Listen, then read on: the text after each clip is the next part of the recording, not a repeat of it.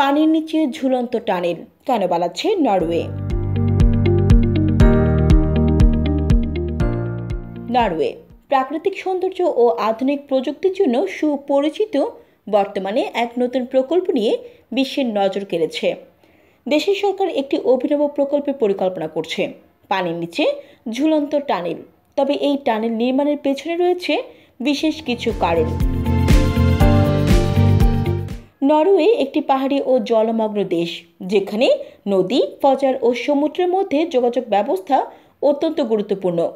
বহু বছর ধরে পাহাড় ও জলপথ পার হওয়ার জন্য বিভিন্ন ব্রিজ ও টানেল নির্মিত হয়েছে, কিন্তু সেগুলোর মধ্যে অনেকেই ভৌগোলিক বাধার কারণে সমস্যার সম্মুখীন হয়। পানির নিচে ঝুলন্ত টানেল নির্মাণের উদ্দেশ্য হল যানবাহনের জন্য একটি নিরবিচ্ছিন্ন ও নিরাপদ যোগাযোগ ব্যবস্থা তৈরি করা। এই টানেলটি বিশেষভাবে ডিজাইন করা হচ্ছে যাতে এটি বৃহত্তর ঢেউ, তীব্র বন্যা এবং ভূমিকম্পের বিরুদ্ধে সুরক্ষা প্রদান করতে সক্ষম হয়। এতে করে নরওয়ের দুরন্ত প্রাকৃতিক পরিবেশের সাথে সামঞ্জস্য রেখে উন্নত যোগাযোগ ব্যবস্থা গড়ে তোলা সম্ভব হবে। নরওয়ের পর্যটকদের অন্যতম আকর্ষণ সেখানকার ফিয়র্ডগুলো। তবে ফিয়র্ডের কারণে সেদেশের বিভিন্ন স্থানে সেতু তথা অবকাঠামো নির্মাণের কাজটি কঠিন হয়ে যায়।